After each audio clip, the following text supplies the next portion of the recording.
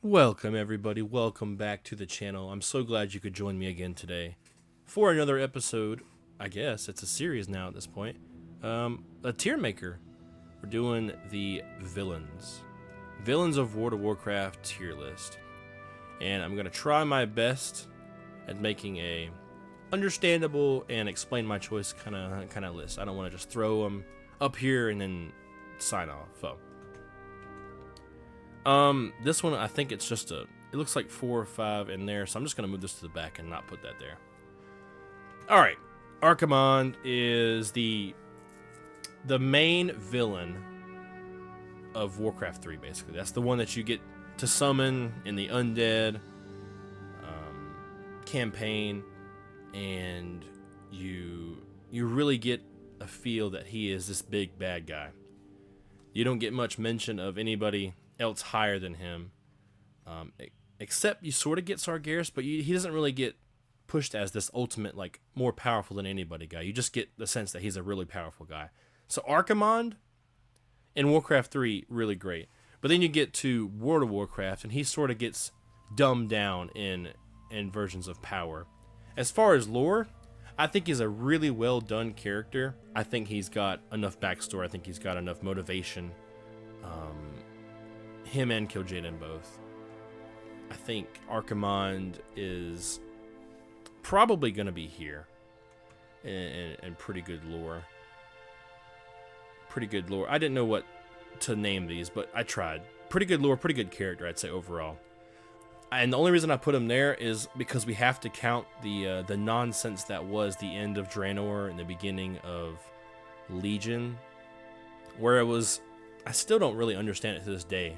So he was defeated, but he came back, but the demons only have one across all universes. So that's what happens when time travel gets introduced. I'm kind of glossing over that and like anything before that. He's a good character.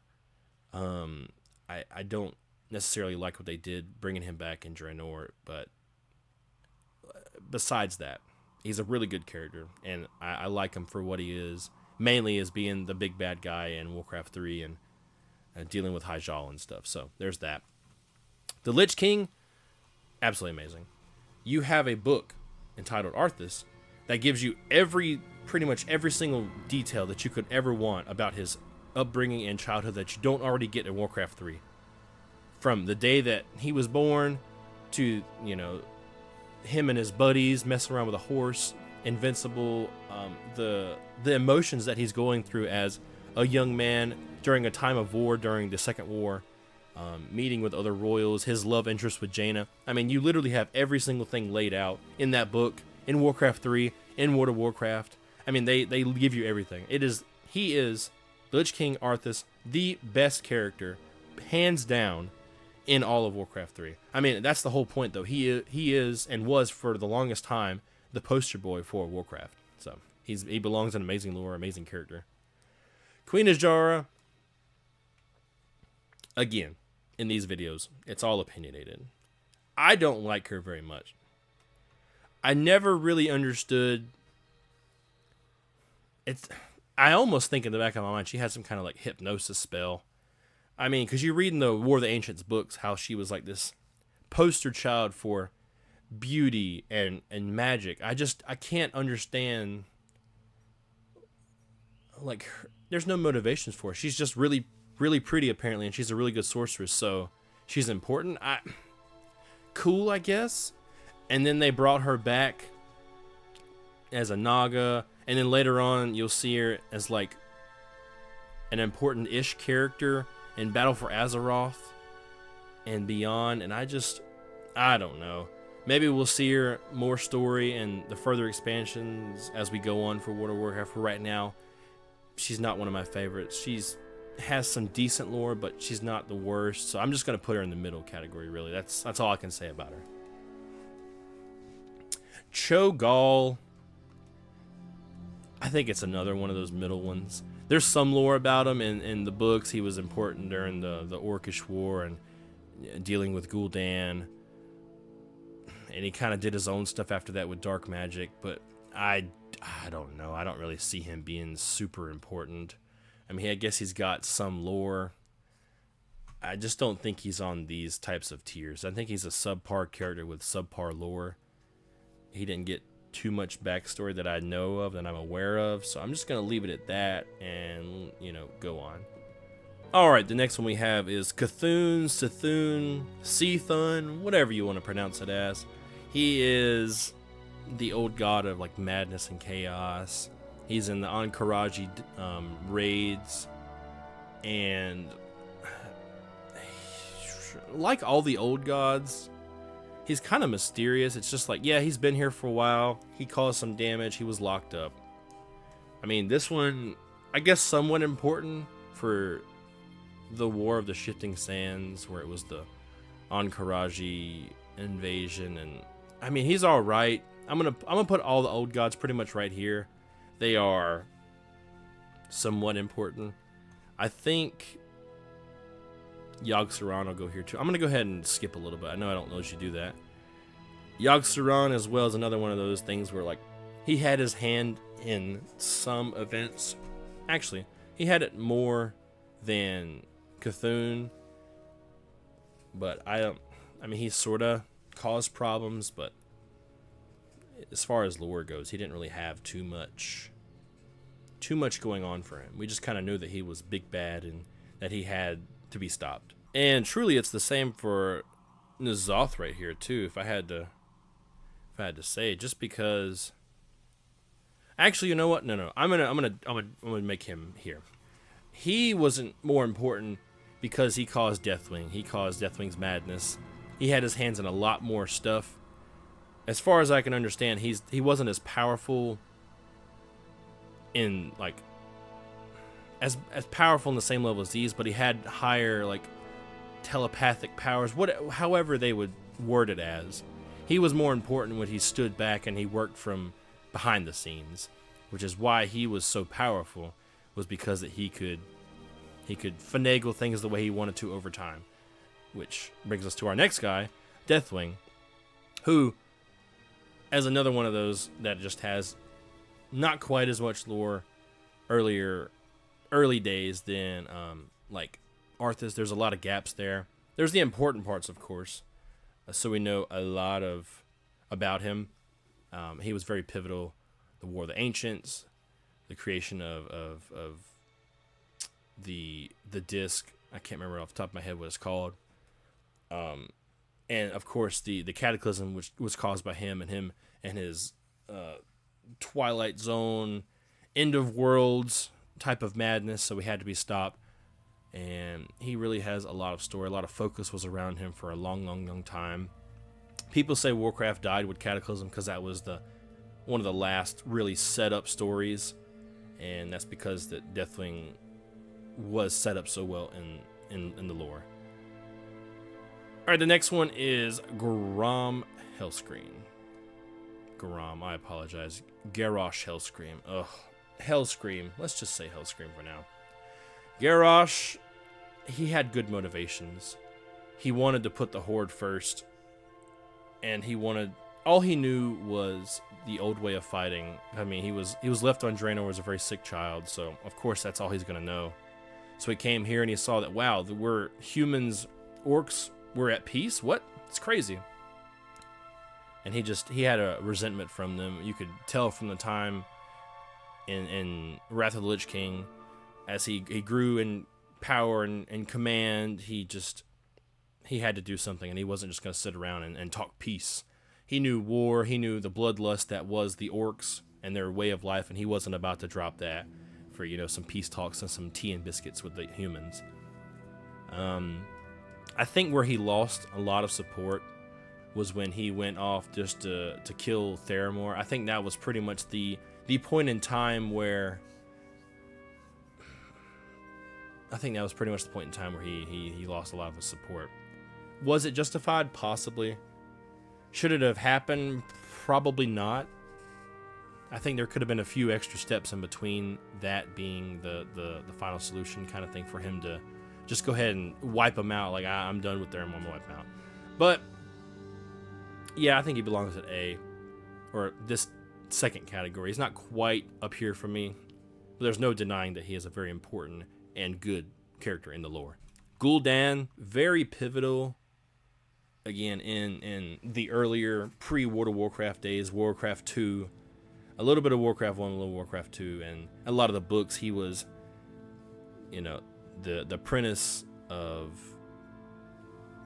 Ner'zhul, and such a hand in creating the massive armies and the bringing over of the orcs to Azeroth. It was really all Gul'dan. So I'm tempted to say amazing lore. I'm gonna keep him amazing lore. He really is a very pivotal character, and he had his hands in so many things, causing so many problems for so long. I don't think there was any way to not include him in the S category, the top category, because he was so important. Without him, a lot of the stuff wouldn't have happened with the orcs, and they're obviously a very pivotal race when it comes to the entire history of World of Warcraft and Warcraft in general. Illidan is another one. I gotta put it S tier. He is right next to Arthas in terms of, we know about his history, we know what his motivations are, we know how he feels, we know what he wants, we know that he's generally a misunderstood guy, and that kind of culminated in his return in Legion, to where he wasn't necessarily a bad guy, he just had motivations that couldn't necessarily be explained over dinner. These were things that he was putting into the works for many, many, many, many years. In his novel, the Illidan novel, you can see that he was training these demon hunters, going through rigorous experiments and trials and testing, so that he could build the perfect army, not to fight the Horde or Alliance, but to fight the demons on their homeland. Sending, special forces through portals to take out special relay centers or networks of portals. Really trying to cripple the demons. But it was one of those things where, you're angry at him, or you were told to be angry at him because, you didn't really understand what he was doing, but you knew that he had certain powers that could be bad. So let's just go ahead and take him out anyway before he does decide to attack us. But Illidan as a villain, amazing. Illidan as like an anti-hero, redemption kind of thing, even better. I truly think, crazy as it is, the story got even better the time it went on. Some characters have that dip when certain lore changes and they get reworked, and some things get brought into light to kind of rework and reorganize their character structure. No. Whatever they did with Illidan, it kept getting better. Whatever extra explanation there was in the background, it made the character better. It wasn't any detriment to his character, his motivations, anything. So that's really why Illidan belongs at number 2. Kel'Thuzad is another A, right below Garrosh.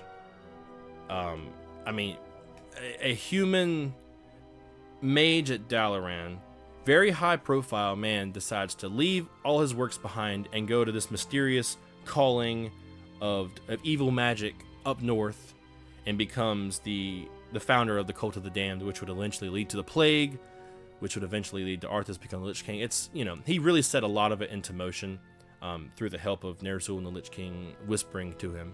So Kel'Thuzad, very pivotal character. You have to include him when you talk about Warcraft. Setting up Warcraft cannot happen without Kel'Thuzad. And then also, he summoned Archimonde into this world. That's another thing that wouldn't have happened without Kel'Thuzad. So he has to be included. Kil'jaeden has to be on the same tier as Archimonde. I'm almost putting him above it, but I don't think I want to do that quite yet. Kil'jaeden is one of those characters that you can have the story without him, but the parts that he were involved in was very important. And then he got brought back in Legion as sort of like a paying homage to this villain that we knew some about, but he kind of disappeared before we got to know too much about him, in the Burning Crusade with the Sunwell raid.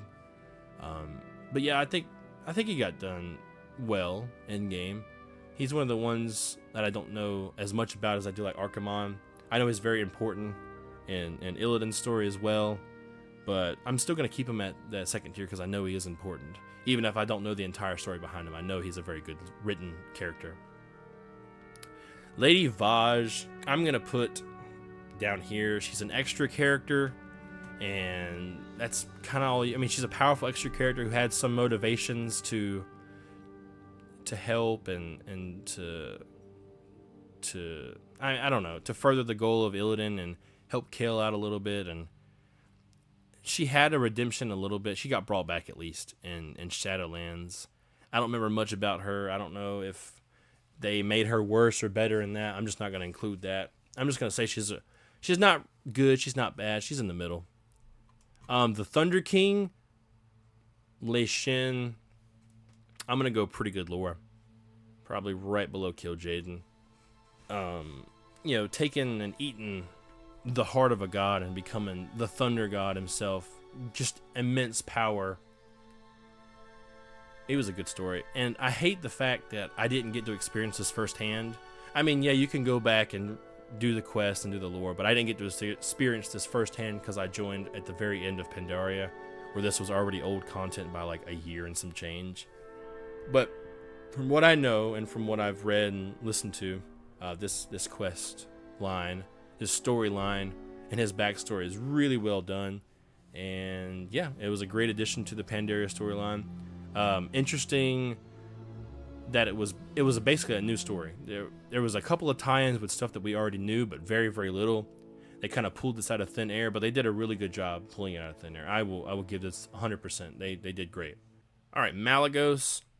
I hate to say it, I don't know him well enough to rank him. I know the gist, but I really don't know too much about. Okay, the stuff that I do know, he went mad because basically his entire flight was killed. The Blue Dragon flight was almost wiped from existence by Deathwing, if I remember correctly. And that just drove him to madness, and eventually it peaked with him wanting to just destroy all magic wielders.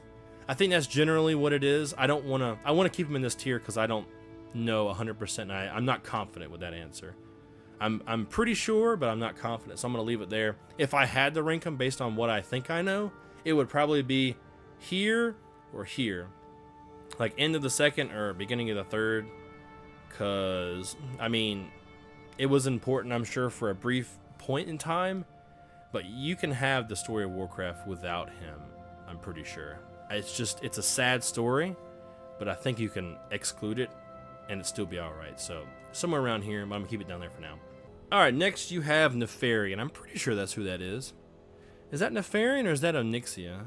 I'm gonna go with Nefarian. I'm gonna stick with Nefarian. I hate to have to do this again. It's one of those ones where I'm not terribly confident. I know that he's the son of Deathwing, and he was important in what was the dungeon called? Blackwing Spire, I'm pretty sure. And Classic, and he has another one in Cataclysm. I'm just terribly behind on his particular lore. I'm sure I need to go read up on the dragons per se, because that's 2 out of 2 dragons. Yeah, I'm just not gonna put him anywhere. I guess it would be somewhere around here, but I don't know for sure, so I'm not gonna comment. Alright, up next we have Sargeras. Sargeras belongs in pretty good lore. I'm gonna put him right below Kel'Thuzad. Sargeras, once finally introduced and confirmed as like the big baddie in Warcraft. He was like the guy leading the Burning Legion. So you thought Archimonde and Kil'jaeden were powerful? No. Here's their boss, who's, probably 1,000, 10,000 times as strong as they are, with just a snap of his finger. You have Sargeras, who was, pivotal in the War of the Ancients series. He wanted to come in and consume the world soul, and he started talking to Azshara, like, hey, let me just come here. Here's a portal. Let me send you some units. I'm eventually going to come over. Cool. And then you have in Warcraft, and, as we further into the expansions, you get the lore of the Titans and who they really were, and the motivations behind Sargeras. As flawed as his actions might be, the motivation I can understand. He was blessed, if you want to say, with the vision of what the Void could do and of what the Void would eventually do if left to their own devices. And he was like, no, I can't let that happen. I have to stop them any way possible. So he just started murdering everything in sight.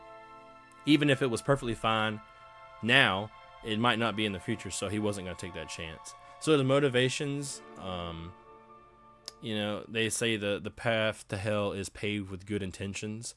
and he had good intentions, I'm sure, but I think it slowly corrupted him over time, because, you know, look at him now. His appearance has totally changed. He is the embodiment of demonic energy and magic. He is no longer what he once was.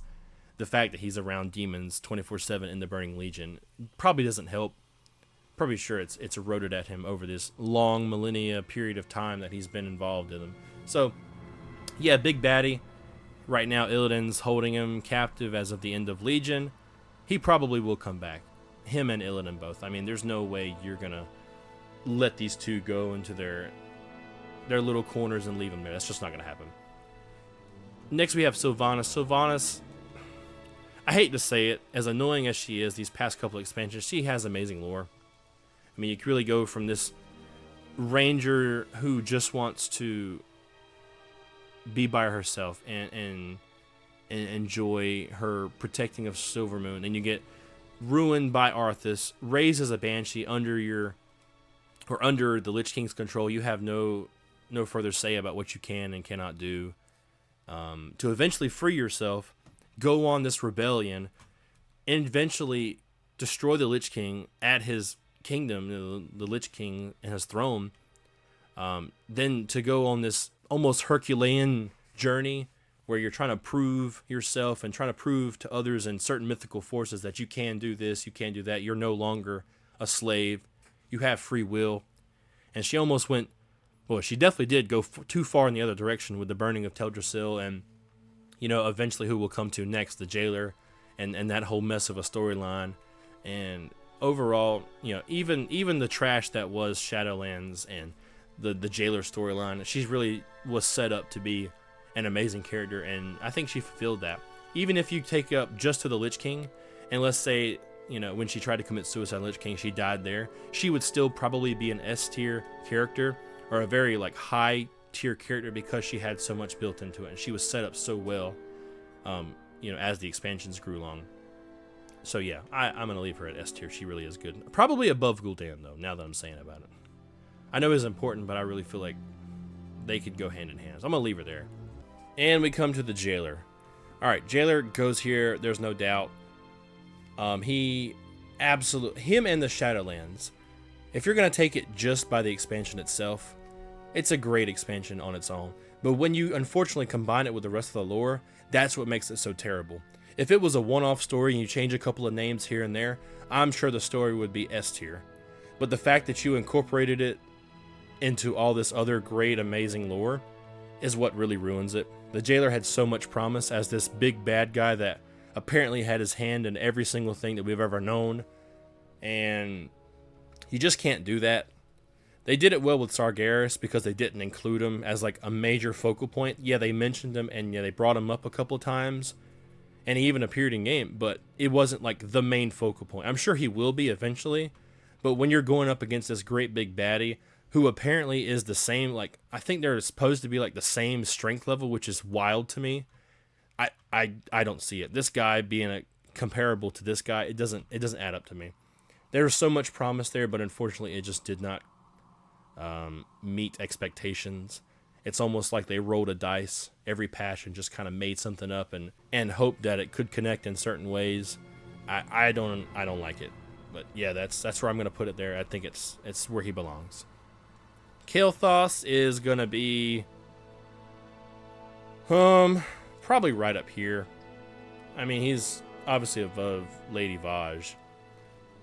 In Warcraft 3, he was set up, and even in the Arthas novel, he was mentioned as like this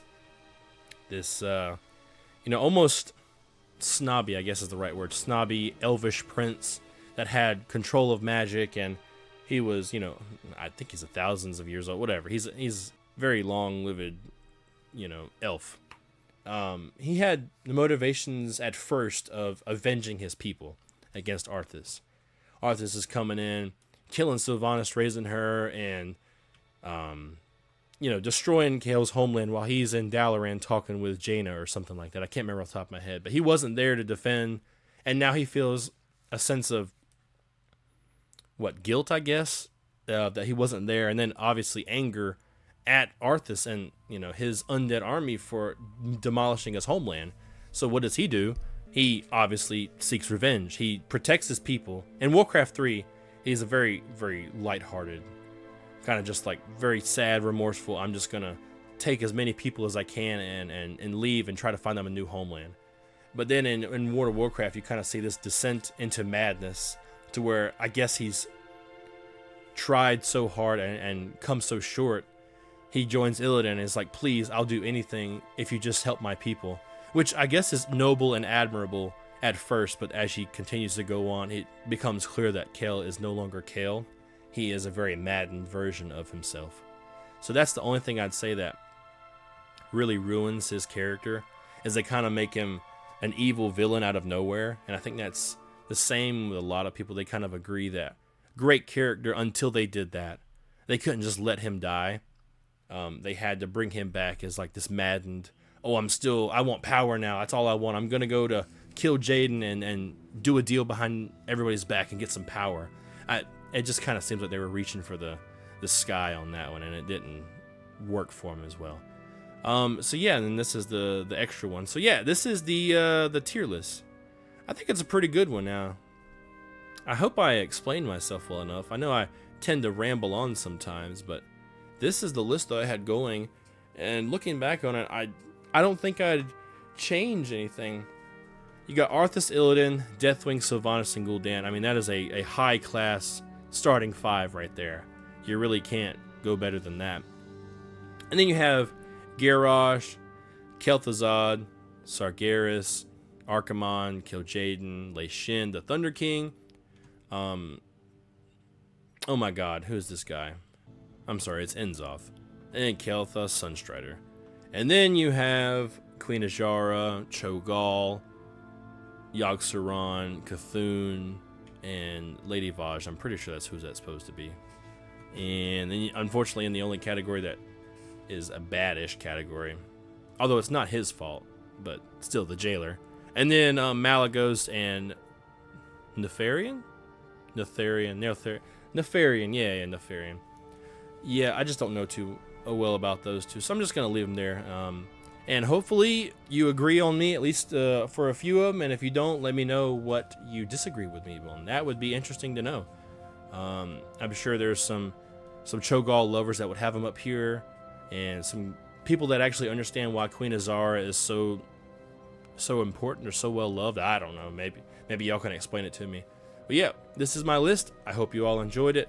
Stay tuned for the next one, and I'll see you then. Peace.